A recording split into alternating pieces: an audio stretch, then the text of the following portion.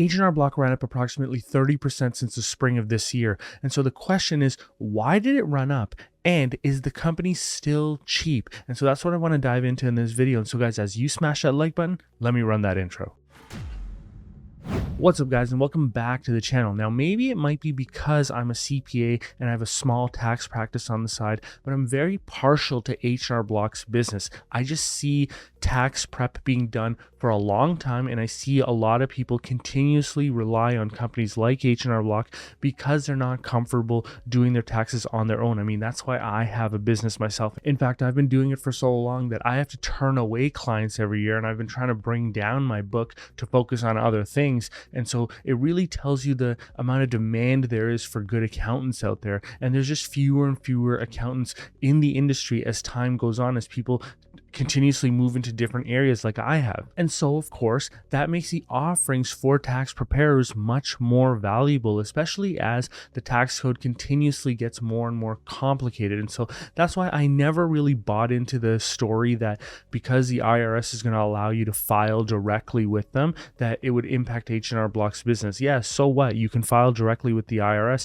but you still need to file correctly, and there's penalties involved if you don't file correctly. So you rather have a professional tax preparer that speaks the language of tax to prepare it for you, or at least on your behalf. I think that direct filing with the IRS really impacts those who are comfortable filing on their own, and they would be customers of DIY tax softwares, not necessarily customers of H&R Block. And so let's see what has happened. And so you can see from here that H&R Block did slide down in the early spring for a long time. You know, it went right down to under $30 per share, which I thought was absolutely nuts.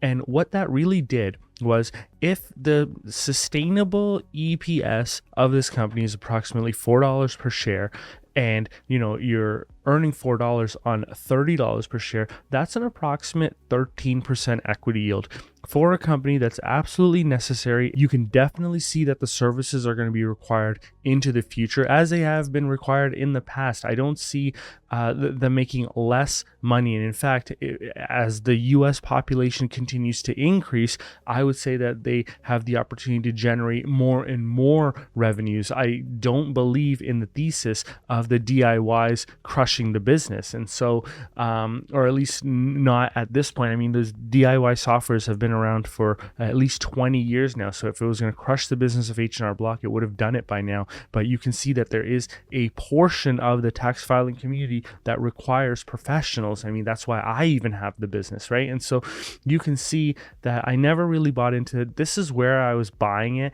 And, you know, it was something that I was speaking about on the Patreon calls. In fact, you know, if you join the Patreon, you get access to all the historical calls at that call tier. You'll see that, you know, by the later months, it just came to me saying, yeah, you know, H&R Block stays on the presentation every month, but I'm not going to spend too much time talking about it because I've talked about it a lot already. And that's kind of what ended up happening. It just stayed low for so long for the majority of this year. And so I'm really happy that it finally increased. I mean, not necessarily super happy because I'd still like to buy more of it, but you can see that now that it's increased to around $40 per share, you know, if they're still earning $4 per share, that reflects a 10% equity yield. So that's still not bad. And so, yeah, the stock has run up 30%. And so if you've been buying around here, you would have made approximately, you know, somewhere between 20 and 30% of a return. It's still not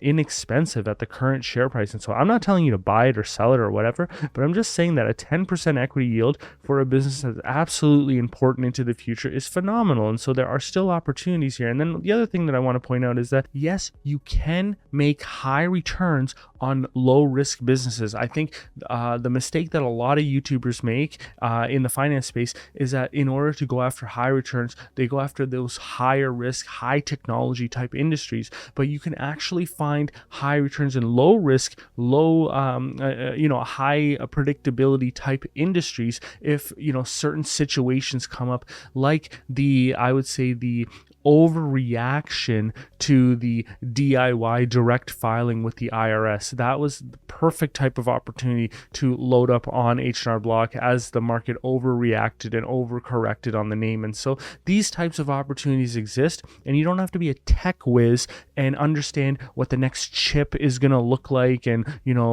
who's going to get to autonomous driving first, blah blah blah. You don't need to understand any of that. You can keep it simple and still earn high returns, as has been shown over and over again on this channel. And so why did the stock surge this past quarter after they released results? Well, they continue to execute on what they've been saying that they were going to do. So it's no new news for the company.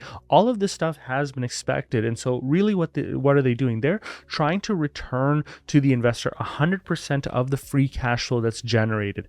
They've been saying that for a long time. And so how do they return it? Well, they have a dividend that they pay, but they also repurchase a ton of shares. And so when they repurchase a ton of shares, it leads to less cash needed to pay dividends because there's just fewer shares to pay the dividends over. And so what do? They increase the dividend. And, this for some reason surprises the market every time. I don't understand why, but I would expect this to continue over the long term. And this shows exactly what's going on from a better perspective. So you can see that revenue didn't actually materially increase and net income didn't actually materially increase, yet the earnings per share increased a lot. And once again, the reason for that is because of all the shares that they've been repurchasing. They're just buying back a lot of shares, and they're buying them back accretively because they were able to buy the shares throughout the year at cheap valuations. And look, if you're able to buy the shares back at 10 times earnings, I am completely comfortable with that. And that's why I think that the share price can run up maybe another 30%, get to around 13 times earnings, which would reflect around $52 per share, which I think is probably closer to where this thing should trade, considering what it actually is. But the market has decided that it's going to be a 10 times earnings company, which is great for me because I'm just going to continue to keep buying. And so you can see they don't shy away from their capital allocation strategy. They've reduced their number of shares outstanding by 32% in the last 5 years, and they've continuously increased the dividend. So, that 10% increase this past quarter, it's not the first time that they increased that dividend. But more importantly, the point that I want to point out is what I mentioned earlier, that as they continue to buy back shares,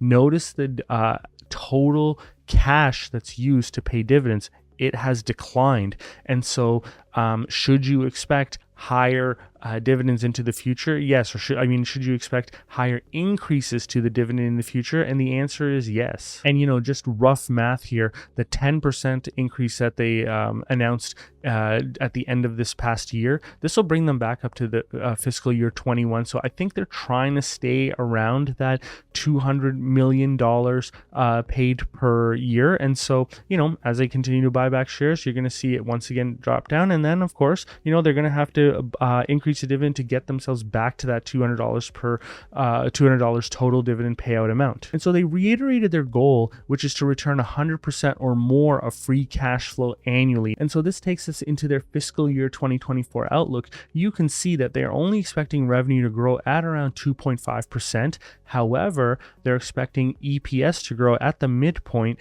of over 10%. So it tells you that they've already forecasted share buybacks, a considerable amount of share buybacks, into their outlook for fiscal year 2024. Now, one thing that I do want to do is I want to go into the model, show you exactly how the products are breaking out and how they've been trending over the last couple of years. And I also want to go into the valuation. And so before we do that, I just want to remind you guys that you can get access to the tracker, which has all the models that I follow and update, including H&R Block.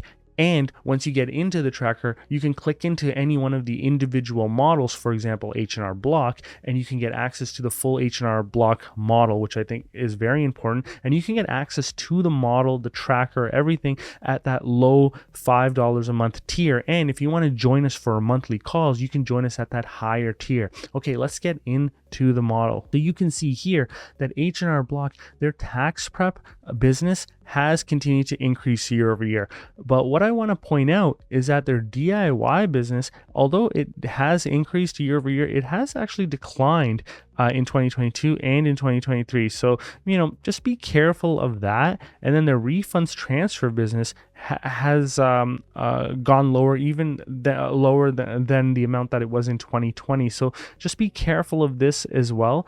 These are smaller segments, but if you take too many cuts in these smaller segments, you can see that it does end up being a material amount of revenue, because the US tax prep is around 2/3 of the overall revenue. So it's all these other segments that build you up to that 3.4 or $3.5 million. So just be careful that there are some cracks in the armor that we're seeing here.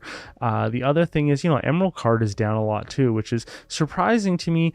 Wave is doing very well, and I do expect them to pick up the growth of the Wave business, and so hopefully that continues to offset some of these losses. But something to pay attention to. It's not a fully good news story. Sustainability is slightly under question with these smaller businesses, so we'll see how this thing grows out. I would like to dive deeper into their conference call to just get a better understanding of where they think these businesses are going, and we'll be able to better forecast this thing out. But of course, based on the current valuation, I'm valuing the company at around $60 per share, and when you compare that to the current share price of around $39 per share, you can see that it's trading at under 70% of what I think is its intrinsic value. And mind you, I've penalized their valuation for some of the debt that they have on their balance sheet. It's not a lot of debt, so it's not super material. I'm also using a 15 times earnings multiple. So I would encourage you guys to change the multiple as you wish. It's the only reason why I say current is because over on the right in the model, you'll see what the current multiple is at every year. The other thing is just FYI that, approximately $4 per share divided by $39 per share, it's just over 10%. So what that really reflects is a 9.6 times multiple, which reflects a 10.4% equity yield. So overall, what does this say? It says that it's not exactly super expensive at these prices. A 10.4% equity yield is pretty interesting, especially for a business that seems as sustainable as tax prep in the US is. And so it is something that I'm going to continue to find opportunities to invest in, while taking into account diversification of the overall portfolio. So I try not to get any position too high anyways. This is one of those dividend paying companies that is part of the dividend portion of the portfolio. So it's just that set it forget it type thing. And so I'm going to continue to add to it as the portfolio continues to increase. But I want to know from you guys, what do you guys think? Are you worried about that US or the IRS direct filing with the IRS, or do you think that it's been overdone and this company will survive and thrive into the future? And so I'll leave it to you guys to let me know in the comments. I'll respond to everyone, and I'll leave it there for you guys.